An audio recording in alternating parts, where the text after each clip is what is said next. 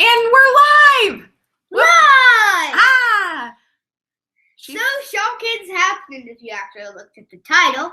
So wait, just a second, because we're going to talk about Shopkins, but first we got to do the intro and then the outro. So like this is at DocForeman. My daughter, who many of you know is speaking Janish. Jane Foreman is Third video. What? Third video. This is our third video together? No, second video, but my third video. Well, that's true because we have the Denmark video and then we had sort of the favorite things review video, and it's another Saturday morning. I'm not awake yet, so God only knows what she can get away with. So Jane and I had been talking about other mother-daughter bloggers. Again, you shout to Mommy and Grace show. You guys are awesome. You introduced me to one of the best toys. Yeah, the Mommy and Gracie show is a mother-daughter couple, and I think that we're like really similar sort of in terms of age, and the mother really loves toys, right? Well, and dolls. You see, the mother buys the dolls, but Gracie doesn't. That doesn't mean Gracie gets the dolls. Her mother has shelves and shelves and shelves and shelves of Monster High dolls. So right. Which, disturbed me. And so, we've done a lot of talking about this because Jane's idea was that we would do a live vlog, and that what that would mean is that I would purchase her toys to review. And then that did actually happen. I can't believe you got away with it. So impulse shopping. Yeah, which I never. You guys, I never do. And so, I think it was Wednesday or Thursday night at 9/11. We went to Target to buy some Shopkins. And they're sold out. Epic fail. Right. So Shopkins, which we'll describe for you in a minute, like the New York International Girl Toy of the Year Award, or I'm not entirely sure like all the names, but it's some sort of award for 2015. And what Shopkins are is a small collectible figurine that is sort of an anthropomorphization. Say that before your morning coffee, of things that you might purchase at like a Walmart or a Target or any sort of superstore on your way out. Can I explain the psychology behind them? In a minute, absolutely. So I was like, these are very expensive for little pieces of plastic, right? But they're $5 for two. Right. So it's like not. This is crazy, but I'm watching, so I go and look all over online, and people are nuts about them, and you can't buy these at the Target anymore, and they're sold out online from Target and Walmart, and Amazon like had some, but like they were selling out, and I thought, this is a behavioral phenomena. So this is the intersection of Jane having a good time and me being fascinated. It's like right there. So all my friends are gonna have them. Thank you, Amazon Prime. We got some Shopkins. So without any, but before we show them, we don't have the box anymore because I had just woken up. They came in the mail yesterday, and you were asleep. It was a long week at work, and so I was taking a nap. That's probably how I looked. And Jane sort of wanted to open them, and she could not wait. But not only were you excited, but then like what did the whole family do when it was time to open the Shopkins? They all gathered around. They gathered around because the Shopkins are these little figures, but they're like 100 or they're 150 or so every season to collect. And you don't know what you're gonna get, and they have blind bags. And for adults who are like me, maybe not that cool, blind bags are these sort of think about like baseball cards where you get a little pack and you don't know what's in it. So it could be something special and rare. It could be something everyone has.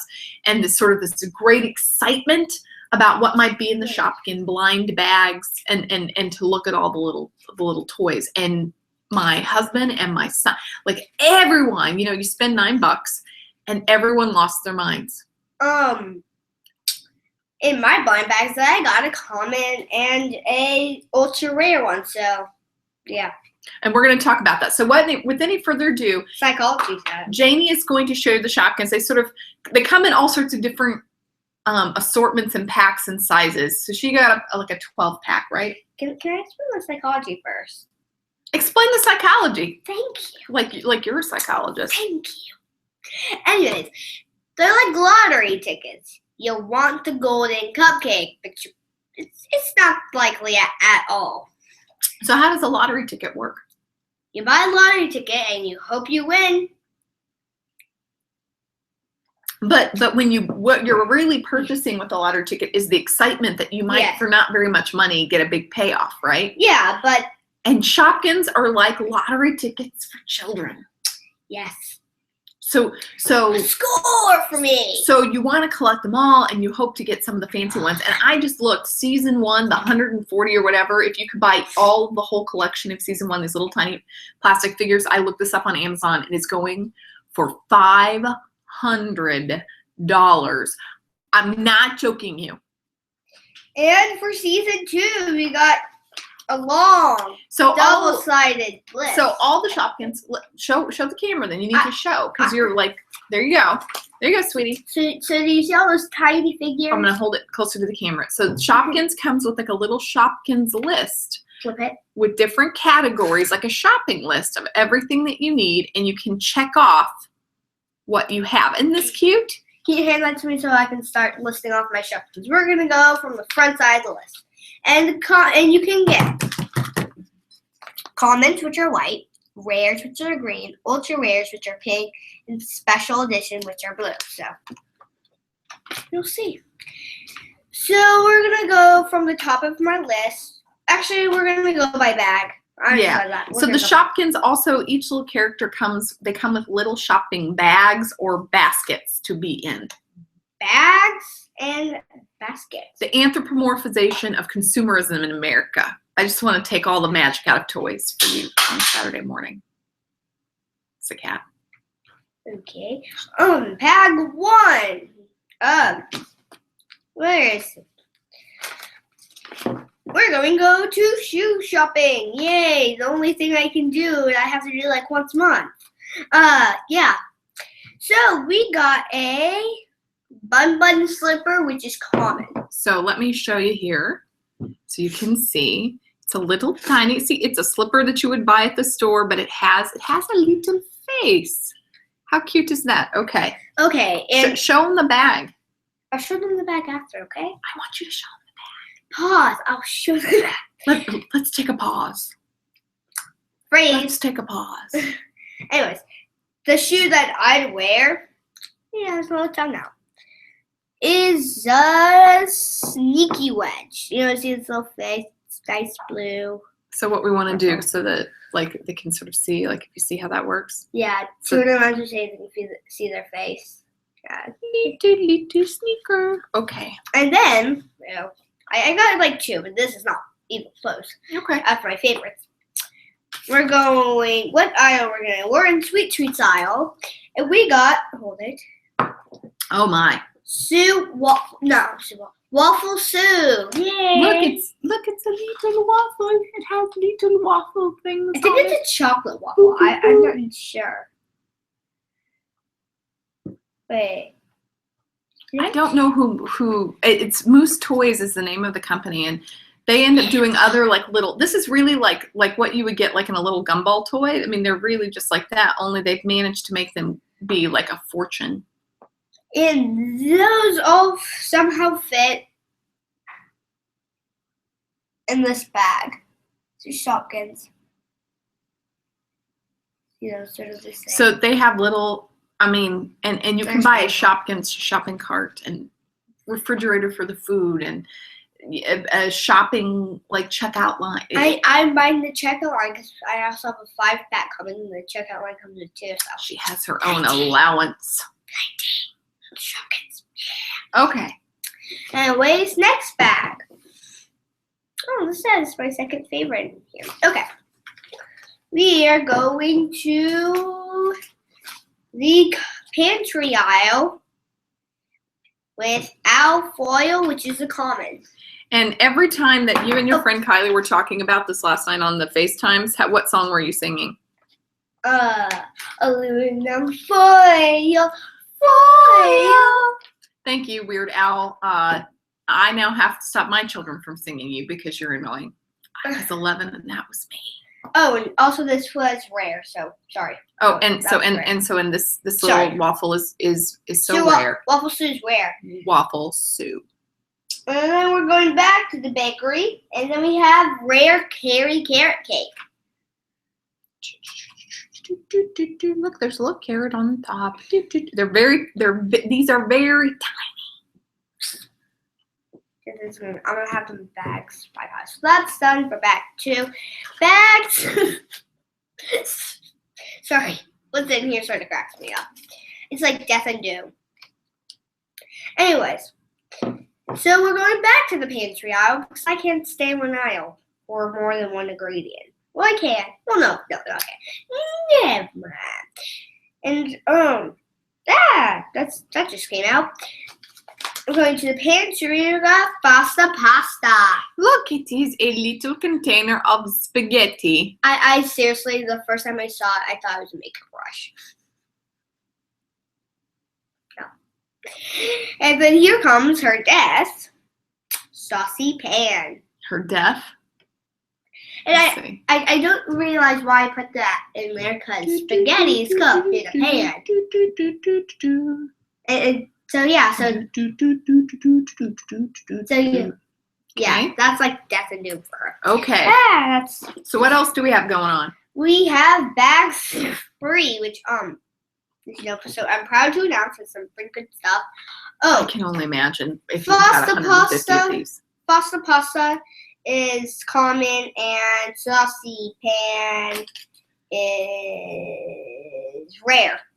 So then we're going to the bakery again. We got cupcake chick. Is it CHIC? Yes. It's chic. Cupcake chic. I call her chick, so you know what? Cupcake chick or cupcake chic? Chick is her name here.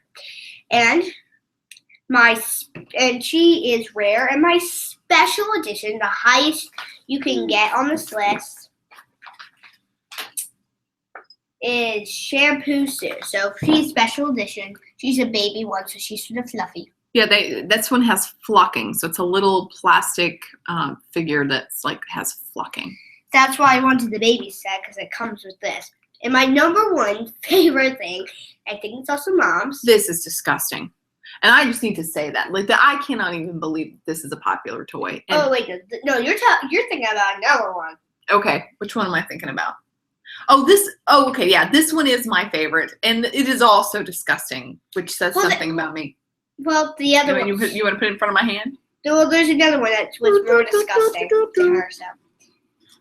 Where is it? Okay, this is Leafy. And she is common. Hand up. Hand up. And you can see well, you can't see, but that's rigid.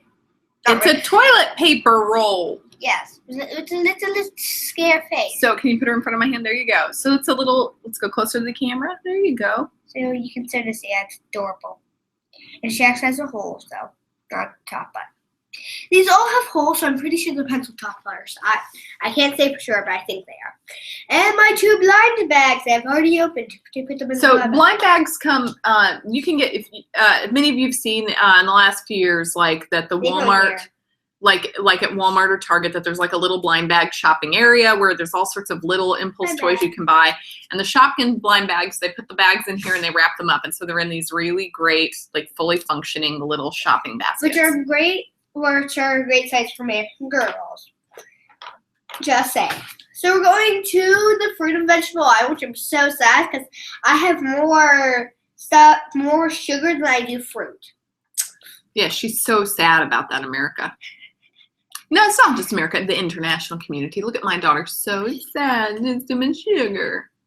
Whatever. Well, no, this is natural sugar. So sugar. We have these in a bowl. So what is this? Juicy orange, which is common. Orange, and this is so cute. I don't know if you can see, like it's peeling at the top. I mean, they're very cute. It has has something in its hand. I think that's more fruit. What is that? I think it's more fruit. I don't know, honestly. I don't know what that is either. It's just like a little purple thing. Maybe it's a cell phone. Maybe it's talking on a cell phone. I can see that. And this is what Mom thinks is completely disgusting. This is a little gross. Like, I don't know. It's in the cleaning and laundry aisle, and it is ultra rare. And the ultra rare ones sort of have a jelly sort of thing with sparkles in it often, right? Yeah, pretty much. And Here you go. Can you give me a second? It is a toilet plunger. Oh! Like, that's the best thing about dollies is they don't poop and you don't have to clean their bathrooms. I don't even know. Is this like drops of perspiration? This is a wet toilet plunger is a sad toilet plunger, or a really happy one. So these were very, very exciting to get. But the thing about these is that the little children, wow, she's not really that little anymore, really. But it's very exciting because you don't know which one you get. You get to collect them. They're cute. There's a list. They have seasons. So season 1 is out. This is season 2. Season 3 is out too. Is it out or is it about to come out? I think it's out in some places, but it's not out here. So this is a lot like collecting baseball cards was, many of us remember the golden age of toys in your cereal box, and you've seen toys in the cereal box, right? So it used to be when I was a kid, Jane, that you would get cereal, and the way that they would get you to ask for a cereal is that they would put a toy in a bag, like a blind bag, in the cereal box. And then if your mom would buy the cereal, and if you were like me, I was from a family with 4 kids, you would fight over who would get which toy from the box. And it was your turn. You hoped that you would get a cool toy because often they were like collect all 4, and you were trying to figure out when the green one was coming out or the blue one. And my all-time favorite cereal box toy was from a cereal called, this is disgusting, I can't even believe that we were allowed to eat these things, Fruity Pebbles. Have you had Fruity Pebbles? So it's like Rice Krispies, but sprayed with artificial flavors and sugar, and they were in different colors. And you turn your milk a color, and it was sort of a smell. Like the thought of eating Fruity Pebbles at this point in my life is fairly revolting. But they had so like Fruit Loops. Yeah, but with Rice Krispies. Oh. And so Fruity Pebbles had the Flintstones on them, right? I know, it's like 80s kid logic. And so they had like a little decoder thing so that you could like set a code. There was like a Fred Flintstone decoder, and it had little shapes, and you could make secret messages, and it was pretty cool looking. And so that little Fred Flintstone Fruity Pebbles decoder was my favorite toy to get out of a toy box. And we also had, and you won't remember this either, but it used to be that McDonald's and everything had like Happy Meals, and the toys were often quite something to get, right? Like now they're kind of, I don't know. Yeah, well, but there would be years, there was a while where at McDonald's, just a lot like Shopkins, was having all these really great collectible toys. And so, for example, when I was a kid, Cabbage Patch Kid dolls, which I don't know if you know. Oh, you had a little baby one when you were a kid, when you were little. Oh, right. Is that was like the leads of hair. Oh. Yeah. And so they would have little Cabbage Patch Kid dolls, and they were really fun. And they would have little figures, and you would want to collect all of them. So you would have to go to the McDonald's and buy Happy Meal after Happy Meal after Happy Meal, hoping that this was the week they released the new one or whatever. And there was a TV show host named Rosie McDonald. Okay, no. McDonald. Sorry, Rosie, I love you. And she would collect these, and people would send them to her. I'm bored. But this is really about your Shopkins. Like, the idea of doing this isn't a new idea. It's human behavior, and people like this for a reason, right? Yes. I already explained psychology. Next thing we're doing. You are not the host of this show. Well, you're not saying it. So next thing. Dude, I have the stop button power. We are reviewing Pooh and Coo. So the next thing we thought we'd do is we would review a couple of family games. So I'll hand it to you, but it's sort of behind that thing. I don't want to knock over the thing. So tell everybody about our family game night tradition. We have friends in Kansas. They're the Campbells. So they shout out to Jim, Jerry, Miranda, Lily, y'all rock. Shout out to Aaron, Stacy, your kiddos, all of you guys. You're so cool. Anyways, but they introduced us to gaming, so now we have some pretty crazy games that we love playing. Mm-hmm. They're more event. Some of them. Wait, we thought we would pick 2 games that are fairly easy to play during family dinner. Apparently, I'm too young to play these games, but I would play some pretty difficult games at 13 and up, and I'm only 9. What's 13 and up? Coup? I don't think it's that hard. I think it can be really, it can scale. So these are 2 games that my kids cannot play enough of. And that are fun for me. Can you do Coup first? Maybe? Okay, and they rhyme. And they're called Coup is one and Pooh is the other. They're completely different, but they rhyme, so. So taking over the government and flinging poo on people. So explain. So this is Coup, which has won a bunch of awards and is a very, very fun game. Can I see the back of it? Right? I'm pretty sure. And I'm going to tell you why Jane likes this one. An amazing, fluffy game from Will Wheaton. We love tabletop too. Oh, Will Wheaton. And we love Will Wheaton. He's a lot of fun. But this is why Jane actually loves the game. You take over the government. Only one game. It's true. So this is you are in fact taking over the planet in a post-apocalyptic world using your lying and mistruthing skills. So Jane loves this game. I'm the #1 winner at our household. And this is true, and it's not technically complex. You just have to lie more thoughtfully than all the other people at the table. And she wins all the time. She's really good, actually. And do I play a game for the people? I don't know if we'll play a game, but come on. No, but it's a little long. So what I'm going to tell you is that I have a rule in the house, which is I never just let children win. You have to actually beat me, right? So I don't you don't get an easy game with me. So if Jane wins the most in the house, that means she's beating Dad, she's beating me, and she's beating her older brother, which is really impressive. So let's explain how Coup works. Can I? I know. I'm getting it. Go ahead. Wait, can I explain the cards? Yeah. Thank you. Sure. Thank you. I need one of these cards. So each card has its own action. You have 2 cards, and it's sort of a survival game. Here is the playing card. Don't try to. This is not a tutorial. We're gonna mess this up. Yeah.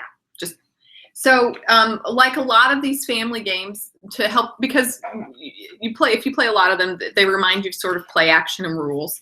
And every player is dealt 2 cards, right? Is that all the cards? Like, do they? Yeah, we have the assassin, the contessa, the ambassador, the duke, and the captain, right? You can. You're going to get dealt 2 cards, and there are multiple cards with 5 characters. Right? I still need it for action.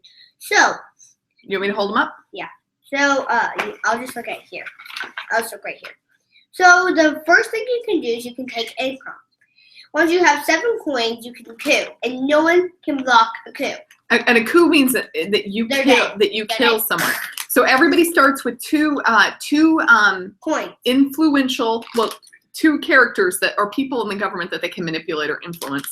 But no one knows which people you actually have. And then these are income things. Some actions have costs, and so they're little coins. You can take 4. You can do 4 names, which is taking. And so you can take an action depending on the character that you tell everyone you have. Maybe you have this character who you have influence over, but maybe you're lying. You normally want to take income because 4 names can be blocked by the Duke.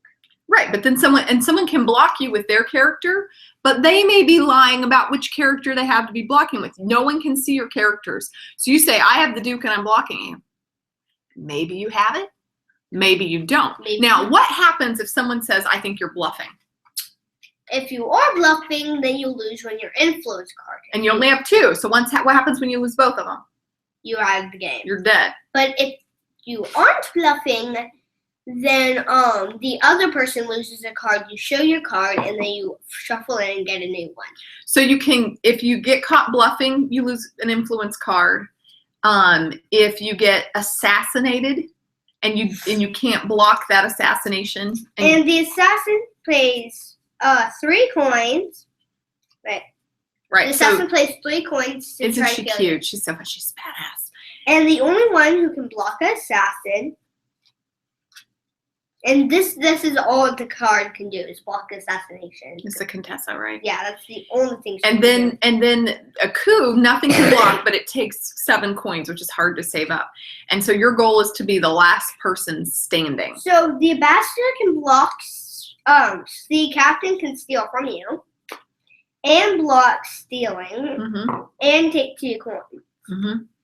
But the ambassador can switch your hand and also block stealing. So we're gonna leave you to actually look up how to play this. We are both bad at explaining this, but what I would love for you to do, Janish, if you can you tell people like what the strategy is for winning? Because you beat us pretty consistently. You're very good at this game.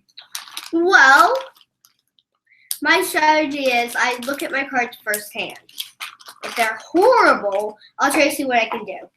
Sometimes I do have to bluff if I have it. If they're really bad and I don't have an ambassador, I have to bluff. I mean, that's like a lot of people do that, quite honestly. But so I'll try to get a dukes. Dukes are great because you can get 3 coins and it's really easy to coup. Duke and a Countessa, or Duke and Duke and a Countessa is like your best bet for cards because they'll block assassination and you can coup someone pretty quickly. Okay. So that's my strategy. And also try to bluff as little as possible. Yeah, because if you lie a lot, you're just really vulnerable. Yeah, because eventually people will figure out you're lying a lot, and things will never go your way again. She's very good. This has been. It's a strategy game. Yeah, we play a lot of strategy games at the house, and we have it. There's only one downside to this, which is that because we don't watch live TV, right? Anymore. We got rid of cable, and we really committed to cooking dinner most nights of the week, right? Yeah. Which so we came up with recipes that Brian and I could make pretty easily.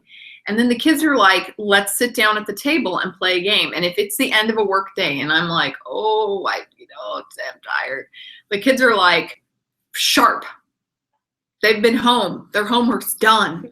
They're like, they're bright, and it's my time of day to sleep. It's kryptonite for me, and they'll want to play.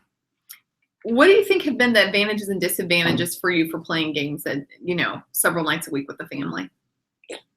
Well, no disadvantages. You just like it, huh? Yeah. The advantages are I can beat everybody and take over the government. You're also very good at Love Letter,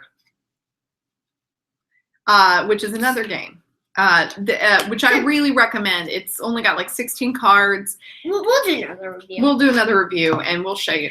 But you can also go to like Will Wheaton's Tabletop, and often many of these games we'll see there. So Pooh is another game Can I explain this one? that really involves fecal matter. This is really a game about poop. It involves it's a poop game. So Jane wants to take over the world or throw poop at people. So you need sort of like poo, like tokens that you need to count points. Yeah, of how much poop is on you. And you don't really. I'm not making this up, internet. You don't have any counters, so you need something sort of like this. These are your covered raisins. So diarrhea poo. Yeah. We can get regular raisins. It's disgusting. It's okay. So you have a hand, and what you're doing is you are throwing poop at each other, and poop is getting thrown at you. So during dinner, because we're classy.